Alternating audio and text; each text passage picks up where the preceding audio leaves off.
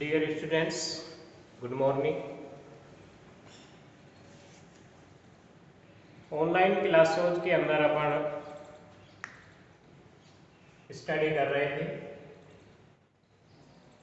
जिसमें अपन मार्क्सवाद पढ़ रहे थे। और मार्क्सवाद में हमने ये देखा कि भाई कार्ल मार्क्स ने 4 नियम प्रतिपादित किए थे और उन 4 में से एक अपन ने देखा कौन सा, द्वंद्वात्मक भौतिकवाद। और द्वंद्व का अर्थ अपन सीधा सा ही लगाते हैं कि द्वंद्व क्या होता है, एक प्रकार से युद्ध होता है द्वंद्व। वैसे हीगल के द्वारा ये पद्धति स्थापित की गई थी और हीगल से ही उन्होंने ली थी कि इसमें क्या होता है, वाद, प्रतिवाद और संवाद। ये अपन ने पढ़ा था। मार्क्सवाद और कार्ल मार्क्स के जो विचार हैं,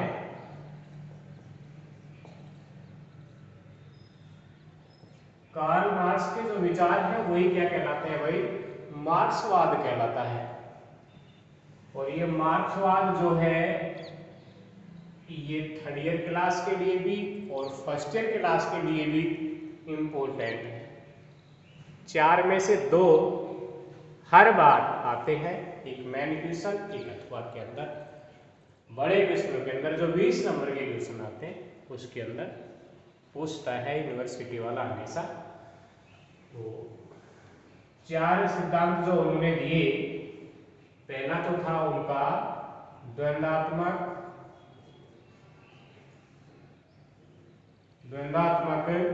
भौतिकवाद।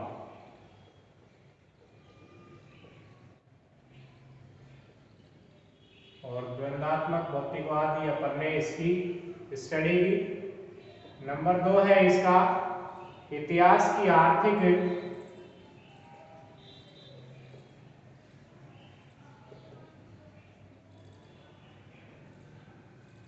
या भौतिकवादी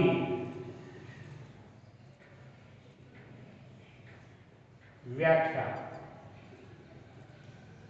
इतिहास की आर्थिक या भौतिकवादी व्याख्या। नंबर 3 है इसका वर्ग संघर्ष का सिद्धांत। वर्ग संघर्ष का सिद्धांत। और नंबर 4 था भाई अतिरिक्त मूल्य का सिद्धांत।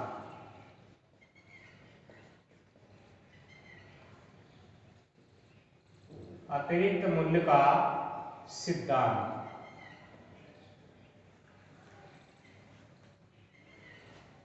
द्वंद्वात्मक भौतिकवाद, इतिहास की आर्थिक या भौतिकवादी व्याख्या, वर्ग संघर्ष का सिद्धांत, अतिरिक्त मूल्य का सिद्धांत। ये 4 सिद्धांत उन्होंने प्रतिपादित किए। इनकी फेमस एक पुस्तक भी रही है, कौन सी, दास कैपिटल। तो द्वंद्वात्मक भौतिकवाद अपन ने देखा कि ये हीगल द्वारा प्रतिपादित एक पद्धति थी। और हीगल ने ये बताया कि भाई सर से पैरों की ओर होता है वाद, प्रतिवाद, संवाद, ये अपन ने पढ़ा था। तो कार्ल मार्क्स ने इसका विपरीत किया, पैरों से सर की ओर बताया उन्होंने, पैरों से सर की ओर बताया उन्होंने। तो ये था। अब आज अपन जो स्टडी करेंगे वो करेंगे इतिहास की आर्थिक या भौतिकवादी व्याख्या। दूसरा जो है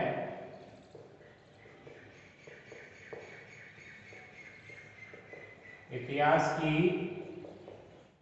आर्थिक या भौतिकवादी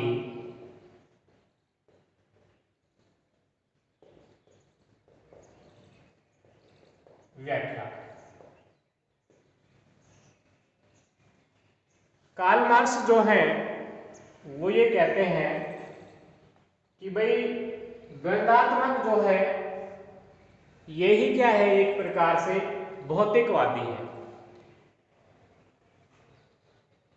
मानवीय विकास को समझने के लिए, मानवीय जो विकास है उसको समझने के लिए द्वंद्वात्मक भौतिकवाद के सिद्धांत को ऐतिहासिक विकास पर लागू करने के मार्क्स के प्रयास को हम क्या कहते हैं? इतिहास की भौतिक व्याख्या।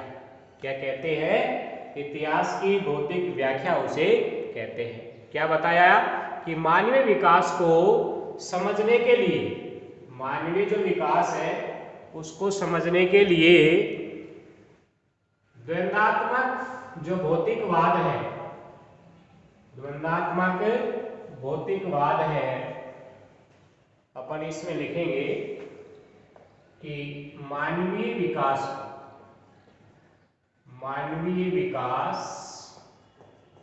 को समझने के लिए, मानवीय विकास को समझने के लिए द्वंद्वात्मक भौतिकवाद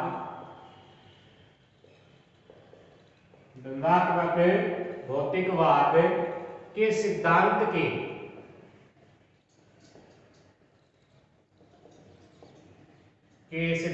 के ऐतिहासिक विकास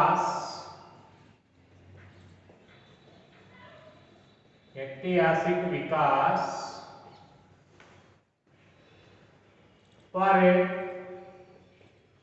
लागू करने के मार्क्स के प्रयास को, मार्क्स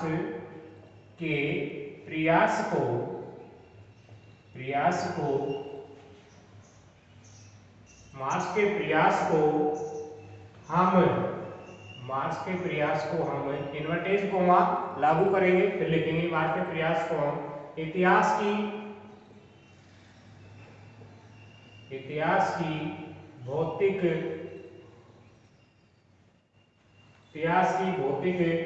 व्याख्या, अंडरलाइन कर देंगे इसे, भौतिक व्याख्या के सिद्धांत के नाम से जाना जाता है।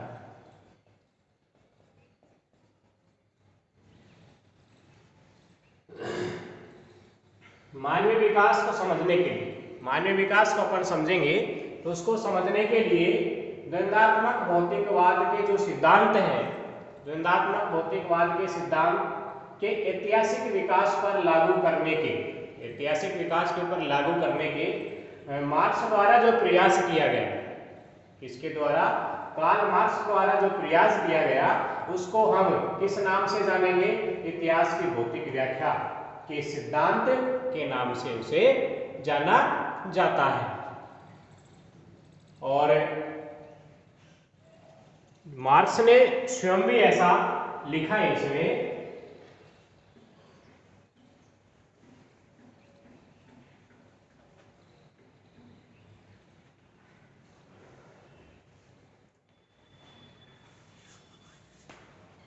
इतिहास या समाज का विकास द्वंद्व की प्रणाली से होता है।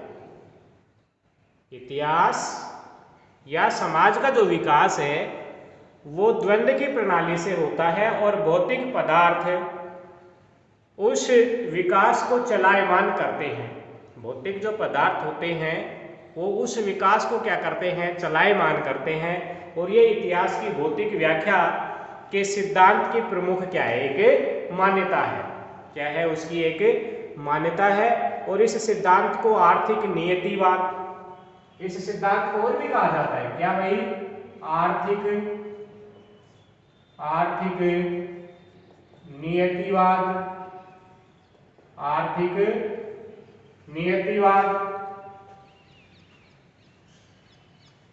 ऐतिहासिक भौतिकवाद,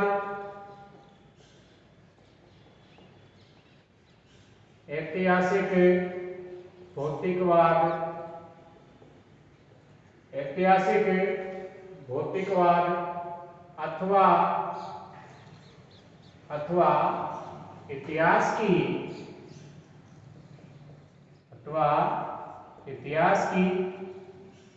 आर्थिक एवं भौतिकवादी व्याख्या।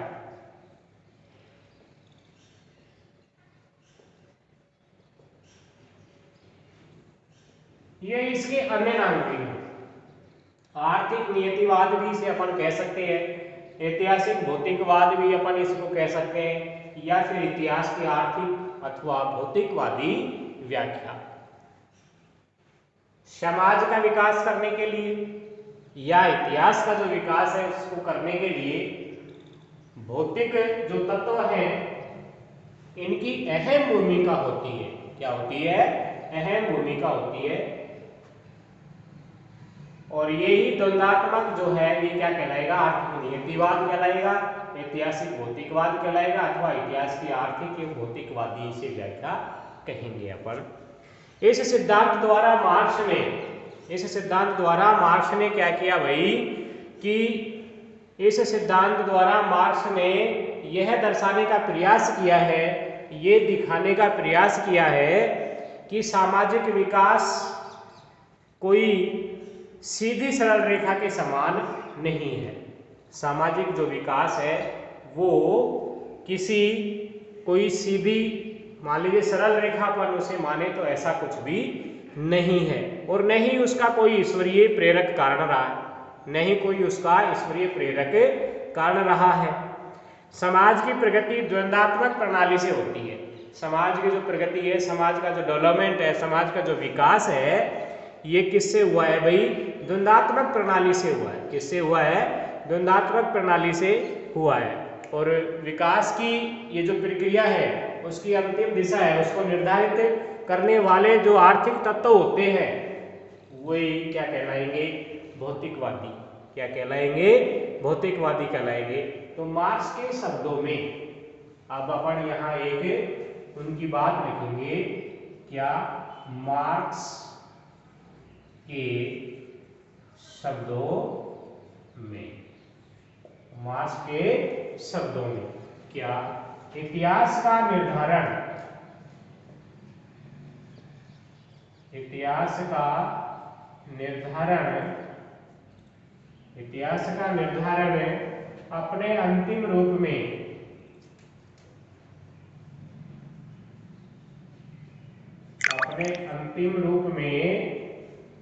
आर्थिक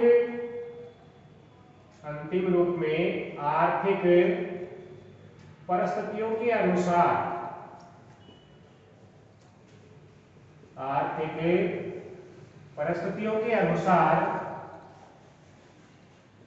होता है।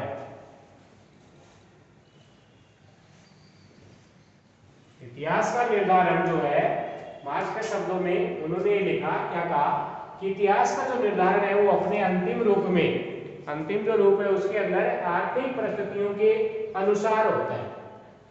आर्थिक परिस्थिति, और आज देख लीजिए अपन किसी भी फैमिली को अपन देख सकते हैं, किसी परिवार को देख सकते हैं कि उसका जो डेवलपमेंट है, उसका जो विकास है ना, वो किसके ऊपर? अर्थव्यवस्था के ऊपर टिका हुआ है। यदि उसकी सुदृढ़ अर्थव्यवस्था है तो वो बढ़िया डेवलपमेंट, बढ़िया विकास कर जाएगा, और यदि उसकी सुदृढ़ नहीं है, वीक है मान लीजिए, तो फिर वो इतना विकास नहीं कर पाता है। एक परिवार में बहुत सारे सदस्य हो और इनकम मान लीजिए थोड़ी सी हो, और एक परिवार में एक या दो ही सदस्य हैं और इनकम उसी परिवार के बराबर है, तो किसकी ज़्यादा डेवलपमेंट होगा? जो छोटा परिवार है। तो उसी प्रकार से इसमें भी यही है कि इतिहास का जो निर्धारण है वो अपने अंतिम रूप में, अंतिम रूप के अंदर जो जाता है उसमें ये है कि आर्थिक जो परिस्थितियां हैं ना, ये डिपेंड करती है, उसी के अनुसार होता है। तो ऐसा ये मार्क्स ने कहा। इस सिद्धांत, ये जो सिद्धांत था, इस सिद्धांत का प्रारंभ, अब वेपर जो है ना, वेपर ने भी एक परिभाषा दी है। वेपर के अनुसार, और वेपर के अनुसार लिखिए, वेपर के अनुसार इस सिद्धांत का प्रारंभ इस साधारण सत्य से होता है। वेपर के अनुसार, वेपर ने लिखा है क्या कि इस सिद्धांत का जो प्रारंभ है इस साधारण सत्य से होता है कि लोग भोजन, वस्त्र और जीवन की अन्य आवश्यकताओं के बिना, लोगों को क्या चाहिए भाई? भोजन चाहिए, उनको वस्त्र चाहिए, भोजन, वस्त्र और जीवन की अन्य आवश्यकताओं के बिना नहीं रह सकते। पर प्रकृति ये सब उन्हें स्वयं बना करके उनके हवाले नहीं करती है, इनके बगैर वो नहीं रह सकता। लेकिन मानव को क्या प्रकृति ये स्वयं बना करके परोसती है उसके सामने? नहीं। इसके लिए मनुष्य को क्या करना पड़ता है कि संघर्ष करना पड़ता है। क्या करना पड़ता है? संघर्ष करना पड़ता है, कि युद्ध करना पड़ता है, कि द्वंद्व करना पड़ता है, तभी जा करके और ये सारी वस्तुएं वो जुटा पाता है। तो वो स्वयं बनाकर उनके हवाले नहीं करती, उन्हें प्राप्त करने के लिए मनुष्य को श्रम करना पड़ता है। मनुष्य को क्या करना पड़ेगा? श्रम करना पड़ेगा, मेहनत करनी पड़ेगी। बिगर मेहनत के, बिगर श्रम के ऐसा संभव नहीं हो सकता, तो मनुष्य को श्रम करना पड़ता है। अतः श्रम सामाजिक जीवन का क्या है? एक आधार है। श्रम जो है, मेहनत जो है, मजदूरी जो है, ये सामाजिक जीवन का एक क्या है? आधार है। और मनुष्य के लिए एक प्राकृतिक क्या है? आवश्यकता है। मनुष्य के लिए प्राकृतिक जो प्रकृति है ये क्या है? आवश्यकता है। क्यों? क्योंकि प्रकृति ने जो हमें बहुत कुछ दिया है वो हमें प्रकृति से ही जैसे हासिल करते हैं। अपन मान लीजिए खाने के लिए अपने को अन्न चाहिए, तो प्रकृति ने हमें क्या? भूमि दी है। अब भूमि के अपन उसकी बाजोत वगैरह करके उसके अंदर अन्न उत्पन्न करेंगे। अन्न उत्पन्न होने के बाद वो अपन फसल जैसे तैयार होगी तो काटेंगे उसे, और काट करके फिर जैसे गेहूं वगैरह, बाजरा वगैरह है, जो भी है तैयार करेंगे अपन, और फिर वो अपन खाने के उपयोग में उसको लेंगे। तो ये प्रकृति के द्वारा अपने को दिया गया है, लेकिन इसके अंदर श्रम तो अपना हुआ ना, मेहनत तो अपनी हुई है। यदि अपन मेहनत इसमें नहीं करते तो क्या ऐसा संभव था? ऐसा असंभव था। इसलिए श्रम जो है वो एक क्या है? सामाजिक है, और ये जीवन का एक क्या है? आधार है। और मनुष्य को प्रकृति की क्या होती है? आवश्यकता होती है। श्रम और उत्पादक कार्य करने के बिना मानव जीवन ही क्या हो जाएगा? असंभव हो जाएगा। और अपन मान लीजिए भाग्य के भरोसे बैठ गए कि नहीं यार ऐसा भाग्य में लिख दिया अपन ने। यदि अपन कर्म नहीं करेंगे, भाग्य के साथ अपने को क्या करना पड़ेगा? कर्म भी करना पड़ेगा, और कर्म अपन ने किया है तो ही फिर अपना भाग्य क्या साथ देगा। और अपन हाथ पर हाथ रखकर बैठ जाएंगे तो ऐसा कुछ भी नहीं होगा। इसलिए श्रम अपने को करनी पड़ेगी, मेहनत अपने को करनी पड़ती है। अतः भौतिक संपदा का उत्पादन सामाजिक विकास का मुख्य क्या है? एक उत्पादक है। और दूसरे शब्दों में हम कह सकते हैं कि ऐतिहासिक भौतिकवाद की मुख्य विशेषता यह है कि उत्पादन पद्धति समाज के विकास में निर्णायक भूमिका निर्वाह करती है। क्या करती है? अपनी भूमिका निर्वाह करती है। मार्क्स से पूर्व भी बड़े बड़े कई विचारकों ने ऐसा बताया कि भाई बड़े बड़े जो राजा महाराजा हुए उन्होंने राज्य बसाया। पहले बहुत सारे ऐसे युद्ध हुए, क्योंकि अपन जब देखते हैं इतिहास का, जब अपन अध्ययन करते हैं तो इतिहास के अध्ययन में अपन ने ये देखा कि पहले आदि मानव था। क्या था भाई? आदि मानव था। और आदि मानव को न कोई रहने का ज्ञान था, न उसे कोई पहनने का ज्ञान था, ऐसा कुछ भी नहीं था। वो ऐसे ही नग्न अवस्था में घूमता था और कंद मूल फल वगैरह वो खा करके अपना गुजारा करता था। उस अवस्था में न कोई परिवार थे न और कुछ, सभी मनुष्य लगभग एक साथ से ही रहते थे। उसे इतना ऐसा कुछ भी ज्ञान नहीं था। लेकिन धीरे धीरे जैसे उनके परिवार हुए, फिर उसको ज्ञान हुआ, जैसे उसने अग्नि की खोज की, मान लीजिए अग्नि की खोज से फिर वो जैसे जंगली जानवर थे उनसे बचने का प्रयास करने लगा, और बाद में फिर वो गुफाओं के अंदर जैसे रहने लगा तो बाहर आग जलाने लग गया, और जैसे वो कच्चा मांस वगैरह खाता था उसे भून करके खाने लग गया। फिर बाद में जैसे उसने पहिए का आविष्कार किया, और पहिए का आविष्कार किया तो फिर वो आदान और प्रदान होने लगा उनका एक स्थान से दूसरे स्थान के ऊपर। उस प्रकार से फिर उसने जल जैसे नदी वगैरह देखी और जल का उपयोग किया, तो वहाँ पर नदियों के किनारे वो लोग बसने लग गए। और जैसे फिर नदी घाटी सभ्यताएं पनपी तो उन लोगों को वहाँ जमीन उपलब्ध हो गई, और जमीन उपलब्ध हुई तो जल भी उपलब्ध हो गया, और जल उपलब्ध हो गया तो फिर वहाँ वो खेती करना क्या कर दिया? उसने प्रारंभ कर दिया। अब खेती करना प्रारंभ कर दिया तो ये हमने देखा है कि भाई जैसे जैसे आवश्यकताएं बढ़ी उसी प्रकार से मानव के अंदर एक क्या लोभ आ गया, और लोभ आने के कारण आपस में क्या युद्ध हुआ। युद्ध होने के कारण फिर क्या हुई? द्वंद्व हुआ। तो ये इस प्रकार से, तो वेपर भी यही कहता है कि भाई प्रकृति ने ठीक है हमें वस्तुएं दी हैं, स्वतंत्र रूप से उसने भौतिक तत्व दिए हैं, लेकिन उनके अंदर अपने को क्या श्रम करना पड़ता है, अपने को मेहनत करनी पड़ती है, बिगड़ मेहनत के कुछ भी नहीं है। तो ये वेपर ने भी लिखा है। मार्क्स के अनुसार ये है कि भाई भौतिक जीवन की उत्पादन प्रणाली जीवन की सामाजिक, राजनीतिक, जीवन की सामाजिक, राजनीतिक और आध्यात्मिक प्रक्रियाओं के सामान्य स्वरूप को निर्धारित करती है। उत्पादन प्रणाली में जैसे जैसे परिवर्तन होता है, उत्पादन प्रणाली के अंदर जैसे जैसे परिवर्तन होता है, वैसे वैसे मनुष्य के सारे सामाजिक संबंध भी बदल जाते हैं। उत्पादन जो प्रणाली है उसके अंदर जैसे जैसे परिवर्तन होते हैं, जैसे जैसे क्या होते हैं, परिवर्तन होते हैं, तो वैसे वैसे मनुष्य के जितने भी सारे जो सामाजिक संबंध हैं वो क्या हो जाते हैं, बदल जाते हैं। जब उत्पादन हाथ की चक्की से होता है, उत्पादन जब हाथ की चक्की से होता था, पहले अपने परिवार में बड़े बूढ़ों से पूछिए कि अपनी जो माताएं, दादी वगैरह, परदादियां जो थी वो पहले चक्की ऐसे पीसती थी, चक्की हाथ से, और ताज़ा पीस करके फिर पूरे परिवार की रोटी वगैरह ये सेका करते। तो उत्पादन जब हाथ की चक्की से होता है तब सामंत अस्तित्व में आता है। तो क्या आता है, सामंत।